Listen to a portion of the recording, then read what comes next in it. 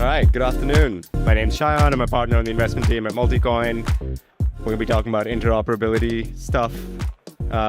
Excited to jam with all you people. Maybe we can just start with intros, tell us a little bit about what you're building, and yeah, take your time. Yeah, my name is Dennis. I'm core contributor to ZetaChain, focusing primarily on developer experience. ZetaChain is an EVM-compatible platform for universal apps, meaning you build a contract, deploy it once on ZetaChain, and users from any connected chain like Ethereum, Polygon, Bitcoin, Solana, Ton can all interact with the same blockchain. So it's an interoperability. Yeah. Hey, my name is Ajaz Merchant. I'm a dev relationship lead at Say Foundation. Say is an L1 general purpose, very fast. I'll tell you more about that, but excited to be here and thank you guys for having me. Hey everyone, I'm Iago. I'm from Bitcoin OS. What we've built is the ability to take any VM, any code, compile it down to Bitcoin script, turn it into a ZK proof, and prove it to Bitcoin. So effectively turning Bitcoin into a universal compiler. For the first time, we're able to demonstrate that about 6 weeks ago at Bitcoin Nashville. So we thought it was a pretty big deal, second only to Trump being there. And now we're in the process of opening this up as a general purpose OS to allow everything and everyone to build on Bitcoin. Hey everyone, my name's Sushant. I do strategy at the Wormhole Foundation, and Wormhole is a interop protocol, and we allow dApps to function over all the chains within DeFi, as well as just connecting all of DeFi as kind of the pipes to let messages, assets, and everything else go across all of the ecosystem. Sweet. So maybe a good place to start is, why are people bridging things and what are they bridging? Do you want to take a first stab at that? Yeah, that's a good question. I have no idea why people are still bridging assets. In our opinion, that's kind of like something that should eventually go away, because often bridges depend on wrapped assets. They depend on multi-sig contracts, and it's just not that safe, as we've learned over the past years, right? So I think a more scalable, more actually secure solution is where you depend mostly on native assets, and you the way we see it, instead of point-to-point communication where you establish these ad hoc bridges and the value that you move gets wrapped and you have to unwrap them, thus kind of being dependent on the path that the asset takes. And that's actually true for more sophisticated protocols like IBC, for example. In Cosmos, it still has this path dependence, which is not great, right? What you get is wrapped assets. The alternative is with thousands of chains that we have out there, at least the important ones, you instead route them in a way that automatically resolves an asset into a native one. So if you transfer, I don't know, USDC or USDT or any asset that exists on two chains in a native form, that's what you should get in the end. So the question was, why are people bridging? So bridging, is that what you asked? Why are people bridging, and what are they bridging in your experience? People are probably people bridging to Say, and are people bridging to Say at all? Yeah, people are bridging, say, different situations. We're both CosmWasm and EVM compatible, so bridging isn't necessary for assets on both those execution layers. But I think people are bridging because they don't know any better. Maybe they're not sure what else is out there. Maybe they're just confused on, how can I make this better? How can I go from one to another? And bridging might just be the easy solution, but there's different ways of going around it. Say being an execution layer for both, native Say and EVM. I think when you have situations where blockchains are talking to each other, you have the ability to just cross over without having to go to a third party to bridge, which I mean, the more programs you jump through, the more hard that UX is. And I think there's bridging because they don't know what else to do. On one level, I'm kind of confused by the confusion you guys seem to have around why people are doing this. Every single blockchain is a registry of assets. People have value there. They want to move it from one place to another, which is what you always want to do with assets and value so that you can engage in economic activity. And so I think it's pretty obvious that people are going to be wanting to export and import value from these different chains. But on the other hand, on a deeper level, I completely agree with you, because we live in a world of network effects. All digital systems, and particularly blockchains, are networks. And there's a natural desire in any network environment to have everyone working on the same network. This is particularly valuable when the risks of moving assets from one chain to another, as these gentlemen have proposed, is so apparent. We've lost, over the last 2 years, billions and billions of dollars, mostly to North Korea, because of the exploits in trying to bridge from one network to another. And I think that's mostly due to the fact that the number one network that we have in the space, the one that we all look to, that is the center of gravity, it goes up, we all go up, it goes down, we all go down. The number one network effect belongs to Bitcoin. And up until now, it's been extremely limited in terms of what you can do. And so people have been building out all of these other environments.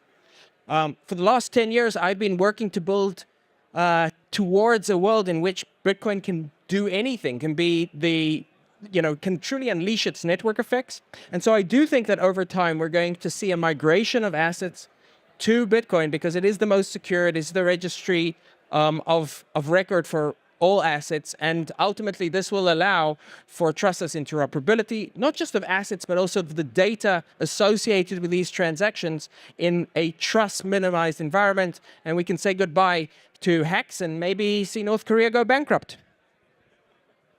That was a great spiel. Really like that. I'll take more of a contrarian approach that, over the last year or so, we've seen countless L2s go live. We've got a bunch of alt L1s on the horizon. What is the fundamental narrative that is driving most of these? At the end of the day, it's airdrop farming. So I think as far as the last 12 months is concerned, that is the major driver of asset bridging, right? And it's going to all of these chains, but at the end of the day, most of the volume is going through the top 6 chains: Ethereum, Solana, Arbitrum, Optimism, and Base. And what are the assets, to answer your second question? It's 90% is going through Ethereum, USDT, and USDC. And so if you're able to capture meaningful value add into using those assets on your chain, then everyone and their mum is going to actually want to send their assets to your chain because they're able to get great yield on it. I think the philosophical approach is obviously great, but fundamentally that is what users and people like us are doing at the end of the day. Yeah, I mean, so these L1s are sort of islands in of themselves, and you can think of the assets that live there as a reflection of the GDP or the economic value that's happening there. Things are obviously moving, right? And trade is a good thing. But I'm curious to get a sense maybe from you, Ijaz, as an L1, right? Or as someone who's thinking about what sort of state you want on. It felt like you don't really want a ton of external, assets to come on chain versus in issuing assets natively. How do you think of that split, over the course of the next 12, 18 months? Is there sort of a defined set of, we would want natively issued assets to take up maybe, 70% of the chain's DLV versus, how do you think of that split? Bridged assets versus natively issued assets on, say? To be fair, I don't think I think about it in that kind of way. It's an interesting question, because I think assets in any way they come can be, helpful in any situation. But between bridges and native assets, I mean, as long as there's transactions happening and people are building on the L1, I don't think it's so valuable to have a number split on which assets come in between which route. I think what's important is having just that usability of having things done pretty easily and not having any sort of lag or slow movement situation. So I'm not sure that helps your question, but that's kind of not a factor for me at least. Yeah, well, let's say you do bridge over a bunch of assets. Let's say you have Bitcoin and stables and all the basics that you want, right? What are the kinds of things you want people to do with them? Maybe, Don, if you want to take in, what are the sorts of applications, whether they're DeFi or external, that you can accomplish once you have kind of meaningful state, meaningful value living in a specific environment? Well, I think the biggest opportunity right now in crypto by far, is unlocking the latent asset that is BTC. So if you take all of Ethereum and all of the dApps and DeFi and tokens built on it and all of Solana and everything on Say and everything on all of the other chains put together, they still represent a very small fraction of the value held in Bitcoin. But people right now are sitting on their Bitcoin like dragons, just waiting for nuclear war to come because there's nothing you can actually do with your BTC. So that is a huge blue ocean opportunity, right? Unlocking over $1 trillion and, 6 months from now, $5 trillion of value for people being able to earn yield, people being able to turn them into a backing for stablecoins, to borrow against them. It's a huge opportunity. We've already seen it play out on Ethereum. We've seen it play out in the rest of crypto. And now, sort of like China waking up, it's going to have massive growth because it just needs to do catch up. For me personally, I've been buying Bitcoin consistently since 2011. I've never sold a single coin because I don't think you need to. I think you just need to get to a point where you can live on your BTC, and that's the first big opportunity. But the bigger opportunity is for crypto itself to move over to the next chapter, to grow up. Right now, most of crypto is Ponzinomics, scams, schemes, gambling, and speculation. And that's not because of the people involved. It's not because that's the only thing we can do theoretically. It's because of the infrastructure we have available.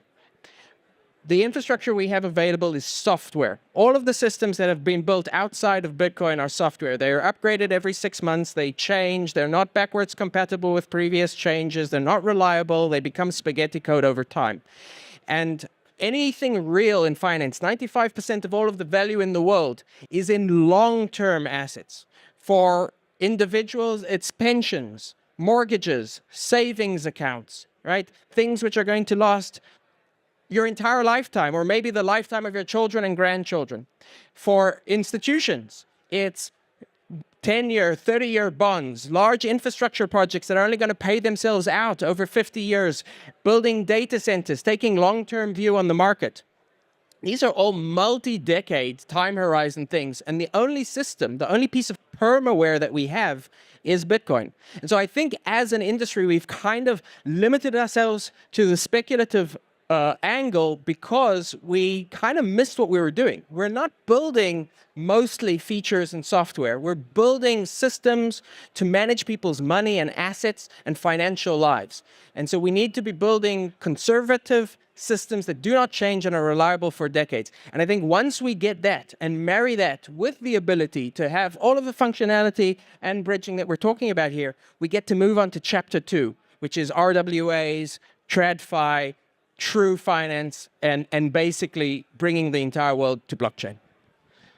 Yeah, I completely agree about Bitcoin, and we're kind of approaching it from Zeta Chain's point of view in a different way. But what we I think agree on is empowering Bitcoin users to do more things with their Bitcoin, and we approach this from more like user experience point of view because the reason why I said bridging is not great is mostly also because of user experience. Nobody really wants to bridge anything. They want to do a much higher level sort of stuff. They want to buy a picture or they want to lend their Bitcoin to someone, right? Bridging is just this abstraction level that we're currently on, right? And eventually that has to be superseded with mechanisms that abstract away chains for users, and users wouldn't even know if there's NFTs on Solana. They just know they own it on a blockchain, right? And they bought it with Bitcoin, and they just clicked one button for it, and they didn't have to worry about gas. That's why I think like manually bridging is this kind of stopgap solution that will, as the industry, that we're gonna just evolve past eventually. I think it's a really interesting tension between, Idan, what you mentioned around your constituents. Bitcoin is sort of like the hardest money, the hardest sort of forms of security around, the sanctity of what this asset is. And then Sushant's view of people are happy to put their assets in a 305 multisig when there's a point at the other end of it. So I guess how do you sort of square that revealed preference, stated preference gap between people wanting to care, or at least the optics of security? How do you square that? I think it's really simple. If you look, we have. I walked into this place with a woman, and she said to me as we walked in, "This smells like a crypto conference, right? It's a bunch of dudes running from conference to conference." I'm so excited to see how you wrap this. in human environments, right? And like 20-something, 30-year-old dudes have high risk tolerance and short time horizons, and so they're trading. And the reason the industry looks like that, to a great extent, is because that's what the infrastructure allows us to do. But the reality is, all of us are engaged in this, but the majority of people, even multi-coin capital ultimately, right, are investing in all of these sort of far out end of the risk curve projects so that they can ultimately build bigger bags of Bitcoin. So even we, the smelly guys who come to crypto conferences, right, with low time horizons and high risk profiles, ultimately what we're trying to do is build generational wealth in Bitcoin. So the way I square this is what I would like to see is us moving into a new phase for crypto as a whole. And I think the only way we can accomplish that is by building, not for the 5% of finance, which is gambling and speculation, but for the 95% of finance, which is wealth growth and preservation. And actually, if you go to Bitcoin conferences, the crowd is older. There's Congress people there. There's people from major financial institutions headlining. And frankly, I think a lot of what they're talking about is bullshit, because the idea that you can build an economy just on one asset is insane. And so we need to really find a synthesis of these two ideas, the ability to have multiple different assets, young people with innovative approaches, building new things, which is currently what's missing in Bitcoin, but doing so on systems which are as reliable as nature itself, which is what we have in Bitcoin. And marrying those two things, that's the next phase. That's our future. Dude, I love this guy. Powerful And Dennis, stuff. just to push back on like the chain abstraction narrative, it's like, so I was in Argentina like a month ago, right? And everyone has Binance. Everyone has it. And if they want to get payments from anywhere, that is the biggest use case for crypto. And like Binance is effectively chain abstracted. They don't need to know where it's coming from on what chain. They're just like, give me USDT on this address and I'm sorted. And so I feel like we're kind of putting the cart before the horse, where it's like, we haven't reached a point in adoption where the whole, like, of course, I love chain abstraction. I love the idea that you don't need to know where your assets are. You don't need to know what chain you're on. But fundamentally, everyone within DeFi right now does care about, like, they might not want to do bridging, but they do bridging because there is no other choice. If they only wanted to go down the path of like, I just want to do payments, well, then you don't even have to go into DeFi. They don't care about what chain you're on. Just use Binance and then you're sorted. So I don't think that's necessarily... Yeah, I feel like, Mert has a great tweet where it's like, forget about the next billion users, just think about the next million. And like Iago was saying, it's like once you get to a point where the technology is rock solid and people associate it with their own banking systems, only then can you really think about, okay, now we're going to bring on, 1 billion people on chain. Because before then, we're just running in circles. Yeah, I still don't agree with saying like we have centralized exchange which provides the best user experience. Why do decentralized things, right? Like I think you can have this mindset if you never had your account blocked for no reason by a centralized entity, or the funds that you transferred got blocked because like the bridges no longer exists or something, right? Like for anyone who experienced that, I think like they value decentralized nature of this much more. Personally, I've never used centralized exchange, not planning on, just because I don't trust the entity that is running on. And I received emails from centralized exchanges like, your account is going to be basically banned from the platform. Please take your assets and leave. Like, I don't need this crap from blockchain. That's one of the reasons why I kind of joined the industry, is because like I don't want that kind of experience. So yeah, the demand for decentralized mechanisms is definitely lower because like people need to understand that and people don't want to understand that. But when it hits them, they suddenly realize the value of this being decentralized. So yeah, we are kind of building for the future user experience that we want to get to in several years when that becomes relevant. But like it takes time to build these systems, and at the same time these systems are still useful if you want to bridge assets, right? And like do it the manual kind of I'm going to bridge my Bitcoin to Zeta chain, and then I'll do something and I'll move it to Ethereum. Like that's totally possible, and it's fun and it's cool. But at the same time, the foundation that we're building is more geared towards the users that are gonna use it in a couple of years' time when it hits more mainstream. Yeah, I think the canonical example of this is the screenshot of like 7 different ETH addresses across each of the L2s, and it's just miserable to think about, to tell people about. It's embarrassing that, you know, that's the way the world is. What, maybe Sushant, for you, like, what does that surface area look like for making that better? And how is Wormhole thinking about, you know, what does having ETH on 7 different chains look like in a year from now, and what is Wormhole's role in that? Could you just repeat the last part of your question? How do you solve that problem, right? Like, Right. what does it look like in 12 months for it to be better? See, that's a great question. I think fundamentally, if you want to solve, I guess the question is like, how do you get away from the having 7 wallets, having all these different addresses, having to memorize all these seed phrases, so that you can have like, you know, a simple, seamless kind of DeFi experience.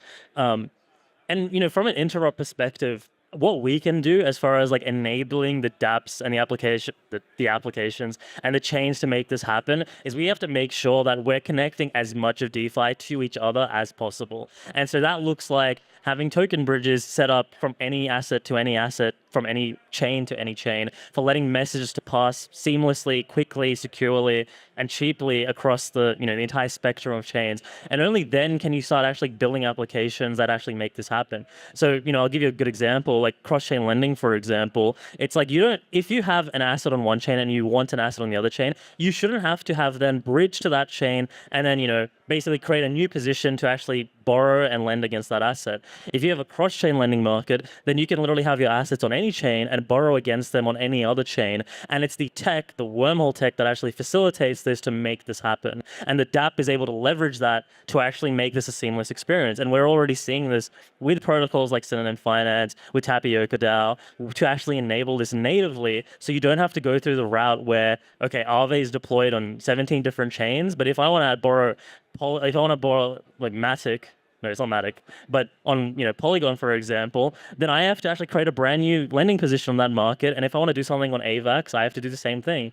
But these like natively, I don't want to call them chain abstracted applications, but natively multi-chain applications, that's the sort of thing that we as an interop protocol can actually enable and are enabling as we speak. I'd actually like to just say a few words on that. I think one of the interesting things that your fund, Multicoin, have sort of staked their reputation on is the monolithic thesis, which I think there's some really deep wisdom there, which is that a lot of these UX experiences, which are really, really hard and difficult, are the result of the fact that we have so many chains. Imagine a world in which every time you wanted to go to a website, you had to say, all right, like, which version of the website am I going to? Am I going to the website that's run on Internet Blue, or am I going to the website that's run on Internet Red, or am I going to, right? So, and anyone who's gone to China knows sort of what that feels like. So right now we have constructed this world of blockchains, which sort of have like the Great Firewall of China around each one of them. And hard workers like the guys at Wormhole are trying to build bridges around it, but it's excruciating work, and a whole bunch of UI needs to go into it. I think that speaks to the ultimate power of network effects, particularly in our industry. And I think we ignore them at peril. And I think Ethereum right now is a great demonstration of that. Yeah, Dennis, you were talking about UX as sort of a proper constraint there. How do you think Zeta sort of fits into that entire spot? Yeah, so the solution to UX is great applications, but these applications require the infrastructure to be able to resolve assets to their natural native form, right? So a user has ETH on like 5 different chains. They should be able to press a button to convert all of them to just ETH, right, without mentioning which chain. And they should be able to use this ETH to buy something somewhere, right? They might not even know where, and it should happen with just one click of a button.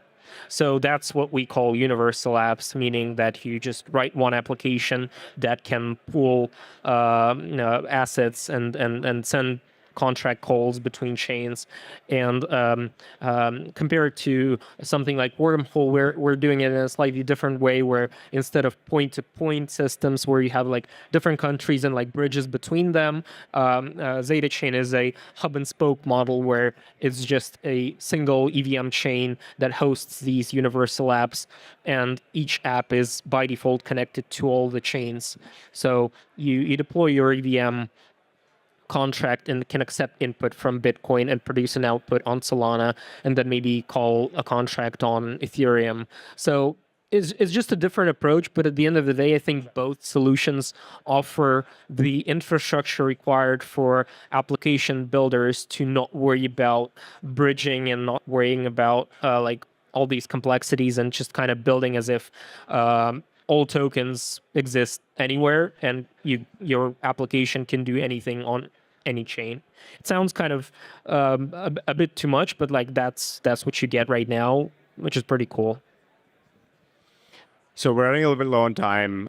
Maybe as a closing thought, what specifically, either specific to one chain or in terms of how all chains communicate with each other today, what do you think needs to change ASAP? What is fundamentally broken across how blockchains operate today, either in isolation or in terms of how they talk to each other? Is there one thing that you think, one specific problem that you think needs to be solved like quickly now that you're focused on? I would say let's start with wallets, and kind of make sure that if we're building a wallet, let's just build it multi-chain from the start. Because like all the cool tech that we're building, if your wallet is only Bitcoin, then it's hard for us to provide this one-click experience, because you can't sign a Ethereum transaction from Bitcoin. So we're getting this we're hitting this wall. So in the Cosmos ecosystem where I'm from, like that lesson has been learned years ago, and every wallet is multi-chain because there are like 80 interconnected chains. So yeah, I wish all wallets were multi-chain from beginning. And also, like on the chain side, I wish all chains had instant finality. It can take like a few seconds or whatever, it doesn't matter how many seconds, but like no reorgs. That would definitely make the whole omni-chain experience much better. I think for what needs to change, I know from the idea of say the whole idea is the mission is to scale the EVM, and we believe the EVM is here to stay. And so how do you scale an entire EVM? Well, what that looks like is figuring out what people are looking for and kind of getting that feedback and trying to use that feedback to help grow that ecosystem and kind of keep listening to people. I think also that I think wallets is a good point. I agree with that. And fundamentally what needs to change, I think it might be a mindset change, because I think with all these different chains, they're all decentralized. So there's no way for them to actually connect unless there's other ways to go about it. There's different steps to do it. So I'm not sure if it's a mindset change or just maybe having less walled gardens. We've dealt with walled gardens our entire lives with, the Apples and the Googles and the Facebooks. So there's always a walled garden. And if crypto wants to change, we're going to have to change that mindset. But I don't think that's going to be a quick fix. That's a long-term idea that needs to take some time to really adjust. I think to a great extent, we're thinking about our industry all wrong. People keep on talking about bringing on more users or the next billion users. I mean, it's a great idea and it's a lovely idea, but I think it's probably not what we need to be doing. The vast majority of wealth in the world is held by the top 20%. That's 85% of all the world's wealth. The top 5% of the world, which is, Europeans, Americans, and people in East Asia, own 65% of the world's wealth. The true customer of a blockchain is not a person. It's the assets and the value. And what we need to be doing is not onboarding the next billion people. We need to be onboarding the next $1 trillion and the next trillion after that. And for that, we need to be building systems that are built around that idea. I think we're still in the phase where we need to be focusing on infrastructure, but we need to be very clear on the kind of infrastructure that we need to be building. We've kind of run out of degens, and we're starting to see that. Launching more chains are just not taking off. The market is crowded with tokens and chains, and everyone's going to the lowest common denominator of meme coins because we're not building for our real customer, which is wealth.